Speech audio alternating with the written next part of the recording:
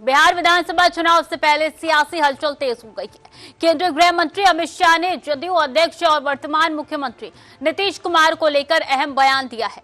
शाह ने कहा है कि एनडीए बिहार चुनाव जदयू अध्यक्ष नीतीश कुमार के नेतृत्व में लड़ेगा, लेकिन अगली सरकार का नेतृत्व चुनाव के बाद निर्वाचित विधायकों द्वारा तय किया जाएगा।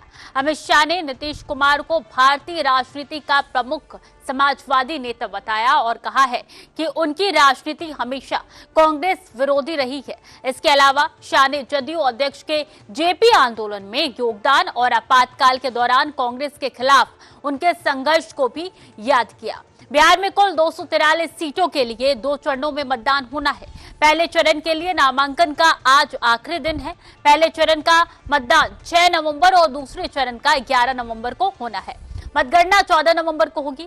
अमित शाह ने दावा किया है कि इस बार एनडीए अपना पुराना रिकॉर्ड तोड़ देगा और बिहार में मजबूत जीत दर्ज करेगा। रिपोर्ट में देखिए।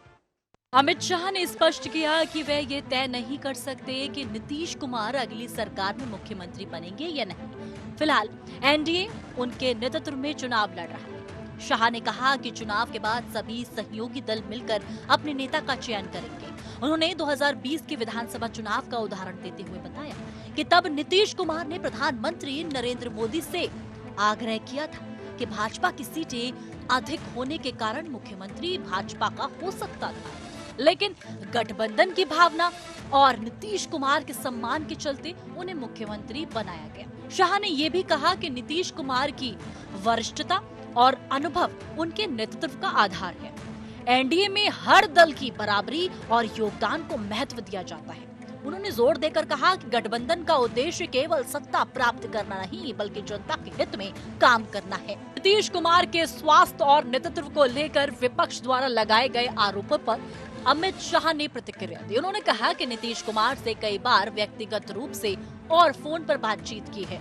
किसी तरह की असामान्यता या प्रशासनिक कमजोरी उन्होंने कभी नहीं देखी।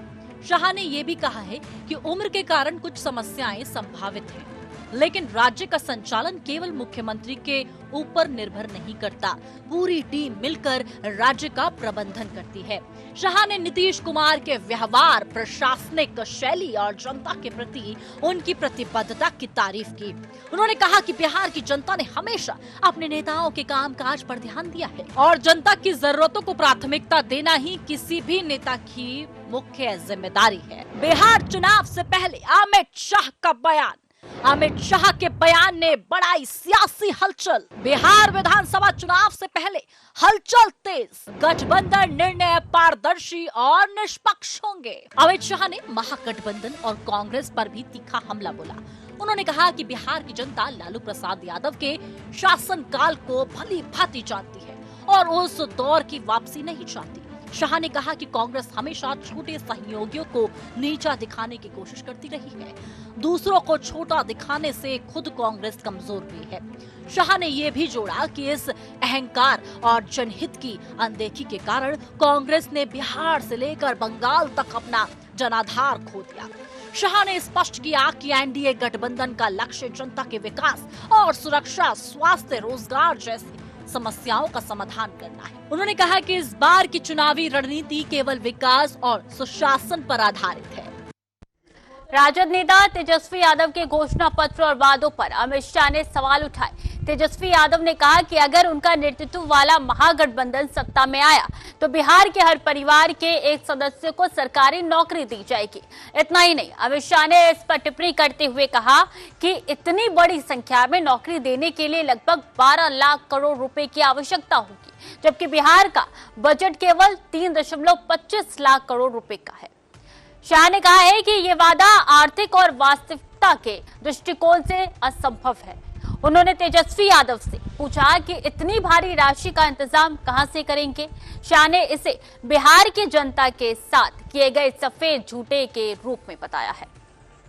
अमित शाह ने कहा कि एनडीए ने हमेशा अपने वादों और घोषणा पत्र में यथार्थवादी दृष्टिकोण अपनाया है। उन्होंने जोर देकर कहा कि विकास और रोजगार के क्षेत्र में सही नीतियां बनाना ही प्राथमिकता है। शाह ने बताया कि नीतीश कुमार के नेतृत्व में एनडीए ने पिछली सरकार में कई विकास कार्य किए हैं। शाह ने यह भी कहा है कि विपक्षी दल केवल वोट पाने के लिए बड़ी बड़ी घोषणाएं करते हैं। जो कि व्यवहारिक रूप से पूरी नहीं हो सकती। एनडीए की नीति स्पष्ट है, इनका केंद्र हमेशा जनता और विकास रहा है। अमित शाह ने कहा कि नीतीश कुमार की राजनीति हमेशा जनता और समाज के हित में रही है। उन्होंने कहा कि एनडीए के सहयोगियों के बीच संतुलन बनाए रखना और गठबंधन की ताकत को मजबूत करना ही मुख्य उद्देश्य है। शाह ने यह भी कहा कि नीतीश कुमार के नेतृत्व और अनुभव बिहार के लिए एक स्थायी लाभ साबित हुआ है। उन्होंने महागठबंधन की घोषणाओं को जनता के साथ छलपूर्वक बताया। शाह ने कहा कि ये केवल चुनावी रणनीति का हिस्सा है, लेकिन इसका कोई व्यावहारिक आधार नहीं है। क्या चिराग पासवान मारेंगे बाजी? क्या एनडीए चिराग पर चलेगा दाव? एनडीए जीत सुनिश्चित, जनता निर्णय सर्वोपरि। अमित शाह ने यह भी कहा कि बिहार के लोगों ने हमेशा विकास और सुशासन को महत्व दिया है। एनडीए के प्रयास हमेशा जनता की भलाई और आर्थिक समृद्धि के लिए रहे हैं। शाह ने कहा कि बिहार की जनता को अब वास्तविक विकास और ठोस नीतियों की जरूरत है, न कि चुनावी वादों की। उन्होंने जोर देकर कहा कि चुनाव के बाद गठबंधन और विधायकों की सहमति से निर्णय लिया जाएगा और मुख्यमंत्री का चयन विधायकों की राय और वरिष्ठता के आधार पर किया जाएगा। केंद्रीय गृह मंत्री अमित शाह ने बिहार में चुनावी माहौल को लेकर महत्वपूर्ण बयान दिए हैं। उन्होंने नीतीश कुमार के नेतृत्व की पुष्टि की, लेकिन मुख्यमंत्री पद के निर्णय को चुनाव के बाद विधायकों पर छोड़ दिया। शाह ने नीतीश कुमार के समाजवादी दृष्टिकोण, जेपी आंदोलन में योगदान और आपातकाल के दौरान उनके संघर्ष को याद किया। शाह ने महागठबंधन और कांग्रेस पर तीखा हमला किया और तेजस्वी यादव के वादों को अव्यवहारिक बताया। उनका कहना था कि एनडीए का केंद्र हमेशा विकास, सुशासन और जनता के हित में रहेगा।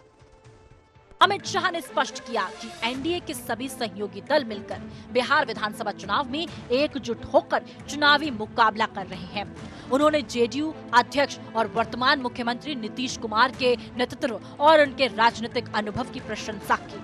शाह ने कहा कि मुख्यमंत्री पद का निर्णय चुनाव के बाद निर्वाचित विधायकों द्वारा लिया जाएगा और इसके लिए गठबंधन में सभी दल पूरी तरह से सहमत और पारदर्शी प्रक्रिया का पालन करेंगे। उन्होंने ये भी जोर देकर कहा कि एनडीए का उद्देश्य केवल सत्ता हासिल करना नहीं, बल्कि जनता की भलाई और राज्य के लिए विकास के लिए ठोस और व्यवहारिक नीतियां लागू करना है। गठबंधन के सभी दल इस निर्णय का सम्मान करेंगे। एनडीए का प्रमुख नेताओं में हमारे अमित शाह जी हैं और यदि उन्होंने बात कही है तो उसको तो ऑथोरिटी ही माना जाएगा, अधिकृत माना जाएगा। तो हम उनके विचार से सहमत हैं, क्योंकि हम एनडीए के पार्टनर हैं और जो कहे हैं कि चुनाव के बाद तय होगा तो उनके बात से सहमत हैं। लेकिन अपना विचार हमारा है व्यक्तिगत कि चुनाव के पहले नेता यानी होने वाले मुख्यमंत्री का भी नाम तय हो जाना चाहिए था। अमित शाह ने कहा कि बिहार की जनता को इस समय विकास, रोजगार और शिक्षा के क्षेत्र में ठोस और प्रभावी कदमों की आवश्यकता है। उन्होंने जोर देकर कहा कि एनडीए सरकार का मुख्य लक्ष्य राज्य के हर नागरिक तक लाभ पहुंचाना और सामाजिक आर्थिक गति सुनिश्चित करना है। इसके विपरीत उन्होंने महागठबंधन के घोषणा पत्र और उनके लिए किए गए वादों की आलोचना करते हुए कहा कि ये केवल जनता को लुभाने के लिए किए गए छोटे वादे हैं। शाह ने यह भी कहा कि महागठबंधन के बड़े वादे जैसे हर परिवार को नौकरी देने का दावा बजट और संसाधनों के लिहाज से असंभव है, इसलिए जनता को सतर्क और समझदारी से मतदान करना चाहिए। एनडीए एकजुट चुनाव लड़ रहा है। मुख्यमंत्री पद विधायकों द्वारा तय होगा। नीतीश कुमार राजनीति में समाजवादी नेता हैं। जेपी आंदोलन और आपातकाल में योगदान रहा। अमित शाह ने स्पष्ट किया है कि बिहार विधानसभा चुनाव में एनडीए की जीत लगभग सुनिश्चित है। उन्होंने कहा कि गठबंधन की ताकत, सभी सहयोगी दलों का समर्थन और जेडीयू अध्यक्ष नीतीश कुमार का अनुभव राज्य के राजनीतिक परिदृश्य में निर्णायक भूमिका निभाएगा। शाह ने यह भी जोर देकर कहा कि चुनाव परिणाम में जनता की भूमिका सर्वोपरि होगी और उनकी इच्छा का पूर्ण सम्मान किया जाएगा। उन्होंने आश्वासन दिया कि गठबंधन सभी निर्णयों में पारदर्शिता, निष्पक्षता बनाए रखेगा। शाह ने कहा कि एनडीए का लक्ष्य केवल सत्ता प्राप्त करना नहीं, बल्कि बिहार के विकास, रोजगार और सामाजिक कल्याण की दिशा में ठोस और सत्ता प्रयास करना है, जिससे जनता को वास्तविक लाभ पहुंचे।